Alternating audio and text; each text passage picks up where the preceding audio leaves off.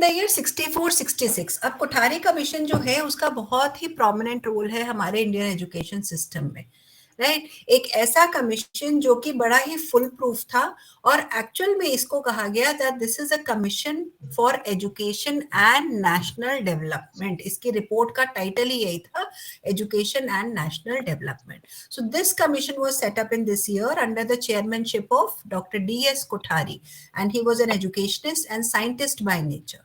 The unique feature of commission was not to limit its inquiry to any specific aspect of education, जैसा कि पहले लोगों ने कहा है, जबकि उसने इसने पूरा all across entire education system को के बारे में बात करी, ठीक है। सो कोई स्पेसिफिक प्राइमरी सेकेंडरी को लेके ही सिर्फ बात नहीं करी, इन्होंने एंटायर एजुकेशन सिस्टम के बारे में बात करी और इन्होंने कहा कि एजुकेशन जो है वो सबसे पावरफुल इंस्ट्रूमेंट है अगर किसी भी नेशन की हम डेवलपमेंट चाहते हैं तो, right? So that is why its report was entitled as Education and National Development. इसकी ओपनिंग लाइंस बड़ी इंटरेस्टिंग सी हैं जो इस रिपोर्ट की हैं. It says the destiny of India is being shaped in the classroom. The most urgent and important reform needed in education is to transform it, to endeavor to relate it to life, needs and aspiration of the people and thereby make it a powerful instrument of social change. यानी इन्होंने क्या बोला कि national गोल को achieve करने के लिए हमारे हिंदुस्तान का भविष्य कहाँ शेप अप हो रहा है, कहाँ बन रहा है ये भविष्य, क्लासरूम्स में बन रहा है, ठीक है, स्कूल्स में बन रहा है, इसलिए इसके ट्रांसफॉर्मेशन की बहुत ज्यादा जरूरत है.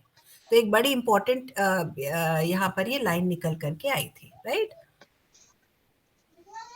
गोल्स क्या थे? इन्होंने बोला हमें एजुकेशन से क्या करना है, प्रोडक्टिविटी, उत्पाद, इसको बढ़ाना है. Education for social and national integration, education का एम क्या होना चाहिए, सोसाइटी और नेशन के इंटीग्रेशन को लेके होना चाहिए. अच्छा, वो समय ऐसा था जब हम मॉडर्नाइजेशन, ग्लोबलाइजेशन की भी बात कर रहे थे. उन्होंने कहा कि एजुकेशन का एम मॉडर्नाइजेशन भी होना चाहिए. Modernisation means modernisation of thoughts, हमें अपने विचारों में आधुनिकता लानी चाहिए, ठीक है. Education for social, moral and spiritual values, और उसके बाद इन्होंने वैल्यूज को बहुत ज्यादा यहाँ इंपॉर्टेंस दी. इन्होंने कहा एजुकेशन इसके लिए. तो इनके जो मेन 4 गोल थे वो ये थे, education for productivity, education for social and national integration, education for modernisation and education for social, moral and spiritual values. अब इसमें एजुकेशन फॉर प्रोडक्टिविटी में इन्होंने क्या कहा, number 1, to make education more productive the commission recommended introduction of science. तो इन्होंने बोला हर स्टेज पर स्कूल के साइंस को इंट्रोड्यूस किया जाना चाहिए ताकि लोग ज्यादा से ज्यादा ऐसी चीजें बनाए, क्रिएट करे, मैन्युफैक्चर करे. और इसके अलावा तो वहां पे साइंटिफिक प्रिंसिपल्स का होना बहुत जरूरी है, साइंटिफिक एटीट्यूड का होना बहुत जरूरी है, एक्सपेरिमेंटेशन बहुत जरूरी है. And that is why science has to be introduced at every level of the school, every stage of the school.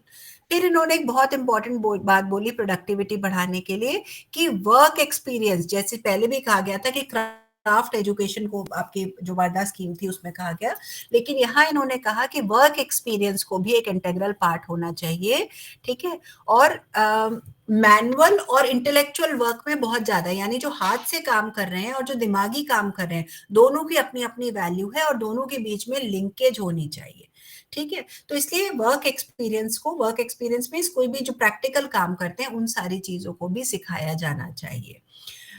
Earning by students even at the school stage brings about self-sufficiency in education. और इन्होंने भी वही craft education की बात को कुछ और तरीके से कहा. इन्होंने ये कहा कि बच्चे अगर अपनी प्रोडक्ट्स को या मैन्युफैक्चर करने लग जाए या बेचने लग जाए या कमाने लग जाए तो उससे उसमें एजुकेशन में सेल्फ सफिशिएंट नेचर आ जाता है, राइट. तो इसीलिए मैनुअल वर्क को या वर्क एक्सपीरियंस को इंटेग्रल पार्ट बनाया जाना चाहिए.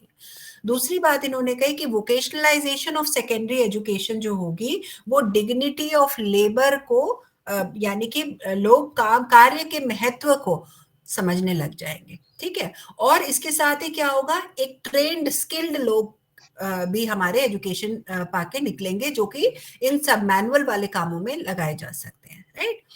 तो प्रोडक्टिविटी ऐसे भी इंक्रीज होगी. Improvement of scientific and technological education with special emphasis on, इन्होंने ना ही सिर्फ साइंस के बारे में कहा और साइंस को कोरिलेट करने के लिए कहा किससे, एग्रीकल्चर के साथ में, क्योंकि हमारा हिंदुस्तान जो था उसमें मेजर हमारा एम्प्लॉयमेंट का या प्रोडक्टिविटी का सोर्स क्या था एक टाइम पर, एग्रीकल्चर था। ठीक है, तो उन्होंने कहा कि यहाँ पर भी हमारे पास नए से नए आधुनिक से आधुनिक तरीके जो है वो इस्तेमाल किए जाने चाहिए एग्रीकल्चर में, और उसमें भी साइंटिफिक प्रिंसिपल या टेक्नोलॉजी को हमें लाना चाहिए। तो इन्होंने प्रोडक्टिविटी बढ़ाने के लिए इन मेन मुद्दों पे बात करी।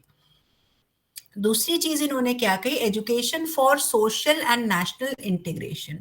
To achieve social and national integration the commission recommended the following. Number one, introduction of common school system open to all with admission based on talent and adequate standards to be maintained. तो इन्होंने कहा कि आपके पास एक common school system होना चाहिए, कोई gender bias, कोई और डिस्क्रिमिनेशन उसके अंदर नहीं होनी चाहिए, ना लड़का लड़की, ना कोई कास्ट, ना कोई कुछ और किसी तरीके का डिस्क्रिमिनेशन यहाँ पर नहीं होना चाहिए। सिर्फ टैलेंट के बेसिस पे आपको एडमिशन दिया जाना चाहिए यहाँ पर। ठीक है, और उसके बाद इन्होंने यहाँ पर मेजरली जो ये लेकर आए 10+2+3, जो हम अभी तक भी फॉलो कर रहे हैं पैटर्न 10+2+3 का, तो ये पैटर्न ये यहाँ पर लेकर के आए। राइट, उसके बाद इन्होंने कहा कि सारी ही भारतीय भाषाओं में पढ़ाया जाना चाहिए, यानी कि सारी भारत में जो मान्यता प्राप्त भाषाएं हैं, whatever are the languages that are being taught, whatever are the Indian languages, so all should be used in the school, सबका स्कूल में इस्तेमाल होना चाहिए। Making social and national service an integral part of education, यानी ये जो आप किसी भी तरीके का सेवा कर रहे हैं, चाहे वो सोसाइटी के लिए है चाहे नेशन के लिए है, उसको एक करिकुलम का पार्ट होना चाहिए आपका स्कूल लेवल पे। ठीक है, चाहे कम्युनिटी सर्विस बोल दीजिए या किसी भी तरीके के प्रोग्राम। तो ये इन्होंने इसके लिए कहा। उसके बाद इन्होंने बोला कि एक साउंड लैंग्वेज पॉलिसी होनी चाहिए। ठीक है, इन्होंने आपको बोला कि मदर टंग जो है वो मीडियम ऑफ इंस्ट्रक्शन होनी चाहिए। Regional language should be the language of administration in states, यानी राज्य के लेवल पे आपकी जो रीजनल लैंग्वेज है, जो क्षेत्रीय भाषा है, वो हमारी कामकाजी भाषा होनी चाहिए, एडमिनिस्ट्रेशन की भाषा होनी चाहिए। English should be taught from early stage as a linking language, ताकि लोग एक दूसरे से या देश के बाहर के लोगों से बातचीत कर पाए, कम्युनिकेट कर पाए, और हिंदी को जो है वो राष्ट्रीय, राजकीय नहीं बोला इन्होंने, नेशनल लैंग्वेज यानी राष्ट्रीय भाषा बनाया जाना चाहिए। Right, so it should be the national language of the country. तो इन्होंने एक साउंड लैंग्वेज पॉलिसी यहाँ पर निकाली। ठीक है, उसके बाद इन्होंने कहा कि नेशनल कॉन्शियसनेस, लोगों को नेशन के प्रति जागरूक करने के लिए हमें क्या करना है, हमें यूनिटी इन डाइवर्सिटी की बात करनी है, क्योंकि हमारा देश डाइवर्स है। ट्रू पैट्रियोटिज्म हमें अपने उसमें लाना है, डेमोक्रेटिक वैल्यूज लोगों के अंदर लानी है। कल्चरल हेरिटेज की अंडरस्टैंडिंग लानी, कि हमारा कल्चर क्या है, हमारी संस्कृति क्या है, उसकी जानकारी होना, और उसको प्रॉपरली ट्रांसमिट करना एक जगह से दूसरी जगह, ये भी एजुकेशन का पार्ट होना चाहिए। ठीक है, उसके बाद उन्होंने नेशनल कल्चर, नेशनल सिंबल, जो भी हमारा ज्योग्राफिकल हमारे बाउंडेशन है, वो सारी जो है वो बच्चों को एजुकेशन के थ्रू प्राप्त होनी चाहिए। टू डेवलप इंटरनेशनल अंडरस्टैंडिंग, अच्छा सिर्फ यही नहीं कि सिर्फ नेशनल लेवल पे हो, it has to go beyond nation. आपके पास में इंटरनेशनल ब्रदरहुड या यूनिवर्सल ब्रदरहुड, भाईचारे की बात होनी चाहिए पूरे विश्व के साथ। ठीक है, तो ये सारी बातें भी इस पॉलिसी के अंतर्गत की गई। फिर इन्होंने बोला एजुकेशन फॉर मॉडर्नाइजेशन, जो हम बोलते हैं आधुनिकता, सोच की आधुनिकता, तो यहाँ पर ये आनी चाहिए। Knowledge must not be passively receptive, सिर्फ हमें ज्ञान प्राप्त ही नहीं करते रहना है। ठीक है, सिर्फ हमें सुनते ही नहीं रहना है, हमें ज्ञान क्रिएट भी करना है, नॉलेज क्रिएशन भी करना है, और नॉलेज को ट्रांसमिट भी करना है। ठीक है, education system should continually renovate with social change, जैसे जैसे सोसाइटी में बदलाव आता है वैसे वैसे एजुकेशन सिस्टम को भी अपने आप को बदलाव लाना है सोसाइटी की नीड के according. Right, education should produce skilled citizen to train the adequate intelligentsia, यानी कि ऐसे सिटीजन्स जो कि अपने दिमाग का ज्यादा से ज्यादा इस्तेमाल करें, ऐसे लोगों को हमें क्रिएट करना है।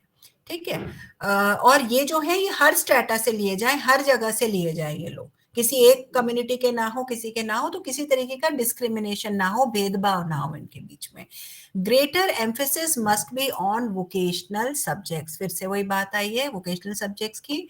We need to establish few major universities. अच्छा, इन्होंने एक और जो हायर एजुकेशन के लिए बात करी, इन्होंने बोला कि हमें गुड क्वालिटी स्टैंडर्ड की यूनिवर्सिटीज जो है वो अपने देश में सेटअप करनी पड़ेंगी फॉर एजुकेशन, राइट, जो कि बाकी विश्व के साथ में कंपेरेबल क्वालिटी की हो, यानी कि उस लेवल की हो जो कि बाकी देश या बाकी विश्व में प्रोवाइड की जा रही है, right. So education at par with the global standards, आपको उस तरीके की एजुकेशन यहाँ पर देनी है।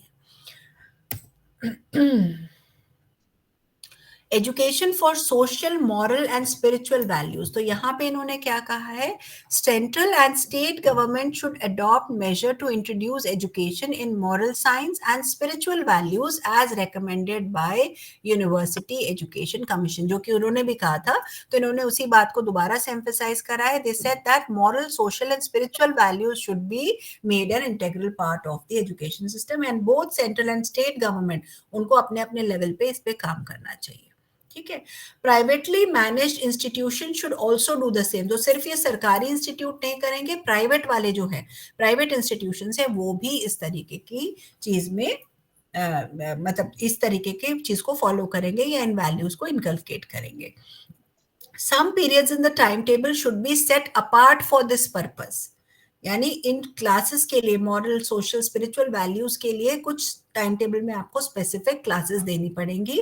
दे should be taken not by specially recruited teachers but by general teachers, यानी रेगुलर टीचर्स जो है वही इन सारी बातों को कर सकते हैं, उसके लिए कोई स्पेशल रिक्रूटेड टीचर्स की हमें जरूरत नहीं है, ठीक है। डिफरेंट डिफरेंट कम्युनिटी के लोग अपने मॉरल, सोशल और स्पिरिचुअल वैल्यूज के बारे में बच्चों से बातचीत कर सकते हैं या उनको जागरूक करा सकते हैं।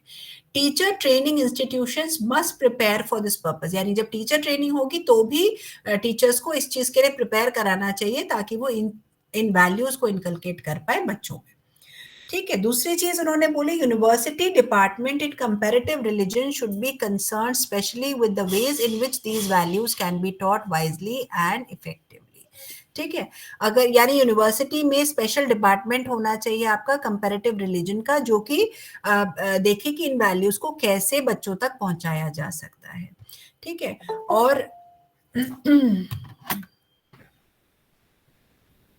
तो जो यूनिवर्सिटी एजुकेशन कमीशन ने रिलीजियस और मॉरल इंस्ट्रक्शन को लेके बात कही थी, इन्होंने भी उसी बात को दोबारा से बोला, ठीक है। तो एक जनरल स्टडी जो होनी चाहिए वो डिफरेंट रिलीजन्स की होनी चाहिए, ठीक है। और आपके सिलेबस जो है उसमें सिलेबस के अंदर ये सारे रिलीजियस लीडर्स की लाइव्स के बारे में कुछ होना चाहिए, ठीक है। डिफरेंट डिफरेंट वर्ल्ड लेवल की स्क्रिप्चर्स के बारे में कुछ बातें की जानी चाहिए, ठीक है। फिलॉसफी, रिलीजन, ये सारी बातें जो कि आपकी यूनिवर्सिटी कमीशन ने भी सबसे पहले बोला था कि philosophy has to be developed, तो वो वाली बातें इन्होंने भी यहाँ पे स्ट्रेंथन करी। Encourage students to meet in groups for silent meditation. The school should start with the prayers in the morning, यानी assembly या prayers होनी चाहिए सुबह के समय में. Sports, games and meditation to be made compulsory. And life history of saints, philosophy of different religions, ये सारी बातें जो है ये स्कूल में पढ़ाई जानी चाहिए, ठीक है, ताकि मॉरल वैल्यूज और स्पिरिचुअल वैल्यूज जो है वो डेवलप की जा सके बच्चों में। इन्होंने भी एक पैटर्न ऑफ एजुकेशन दिया आपका। The education commission 64-66 recommends that the educational structure should consist of a preschool stage, ठीक है। प्री स्कूल स्टेज की भी बात करी है इन्होंने, जो कि 3 साल की हो, 1 to 3 years ऑफ ड्यूरेशन की हो, कम से कम 1 साल और मैक्सिमम 3 साल का प्री स्कूलिंग होना चाहिए। अ प्राइमरी स्टेज ऑफ 7 और 8 years डिवाइडेड इनटू 2 सब स्टेजेस, जिसमें एक लोअर प्राइमरी होगा जो 4 से 5 साल का होगा, यानी 1 to 4 क्लासेस या 1 to 5 क्लासेस का, और हायर प्राइमरी स्टेज होगी 3 साल की, जो कि आपकी 5th to 7th या 6th to 8th वाली होगी, ठीक है। तो जो हम ऑलमोस्ट करंट पैटर्न हम यूज कर रहे हैं वही उसी तरीके की बात की गई। तो प्राइमरी होगी और इसको उस टाइम नाम दिया गया lower primary and upper primary या हायर प्राइमरी, ठीक है। तो ये वाली स्टेजेस को यहाँ पे डिफाइन किया गया, that should be your pattern of education. A lower secondary or high school stage of 3 or 2 years of duration, class 8 to 10 or 9 to 10 in general education, or of 1 to 3 years of duration in vocational education, ठीक है। तो ये introduce की गई lower secondary, यानी जिसको आप बोल दे 9th 10th जो क्लासेस अभी फॉलो होती हैं, तो ये 3 साल की होगी अगर 8th भी इंक्लूडेड होगी, और 2 साल की होगी अगर सिर्फ 9th और 10th है, तो ये होगी। और इसके अलावा ये आप अगर आप याद करेंगे तो एक जनरल एजुकेशन, एक वोकेशनल एजुकेशन की बात हुई थी पहले पिछले कमीशन में, तो इन्होंने कहा कि अगर जनरल एजुकेशन है तो ये 3 से 2 साल का रहेगा, और अगर वोकेशनल एजुकेशन है ये आफ्टर क्लास 8 तो 1 से 3 साल ड्यूरेशन का वोकेशनल एजुकेशन दिया जाएगा। A higher secondary stage of 2 years of duration, which should be in general education for classes 11th and 12th. और अगर vocational education हो रहा है, it should have 3 years or more for the first degree, followed by courses for the second and the research degree of varying durations. तो अगर आप कोई vocational education course करवा रहे हैं after class 10th, तो इसकी initial degree 3 साल की होनी चाहिए, और उसके बाद जो है further degrees अलग अलग year of patterns की हो सकती है। उसके बाद इन्होंने बात की, तो स्कूल लेवल एजुकेशन की बात थी। हायर एजुकेशन के लिए इन्होंने क्या कहा कि professional degrees, all degrees which lead to professional qualification, जैसे इंजीनियरिंग, मेडिकल, एमबीबीएस, ठीक है, एलएलबी, बैचलर ऑफ एग्रीकल्चर, ये सारी जो डिग्रीज हैं आपके पास में, ये सारी प्रोफेशनल डिग्रीज होंगी। जनरल डिग्रीज कौन सी होंगी? जो प्रोफेशनल नहीं होंगी, ठीक है। तो जनरल डिग्रीज कौन सी? जैसे हम ग्रेजुएशन वगैरह, जो सिंपल बीए, बीएससी वगैरह जो आ जाते हैं आपके पास में, ठीक है। तो ये आपके हो गए। Undergraduate, all courses leading to the first degree, यानी पहली डिग्री जो आप ले रहे हैं वो सारी अंडर ग्रेड की होगी, चाहे वो प्रोफेशनल हो चाहे जनरल हो, वो किसकी होगी? अंडर ग्रेजुएट कोर्सेज होंगे। और पोस्ट ग्रेजुएट में all the courses beyond the first degree, excluding certain first degrees given after the first degree, example BEd, ठीक है। तो आपके पास ये बीएड जो होगा वो पोस्ट ग्रेजुएट में नहीं आएगा, ऑल्दो वो सेकेंड डिग्री है, लेकिन वो भी अंडर ग्रेजुएट कोर्स ही कहलाएगा, ठीक है। तो बाकी सब कोर्सेज जो होंगे, जैसे आपके एमएससी, एमए, ठीक है, तो वो सारी चीजें जो होंगी वो पोस्ट ग्रेजुएट कोर्सेज के अंडर आएंगे।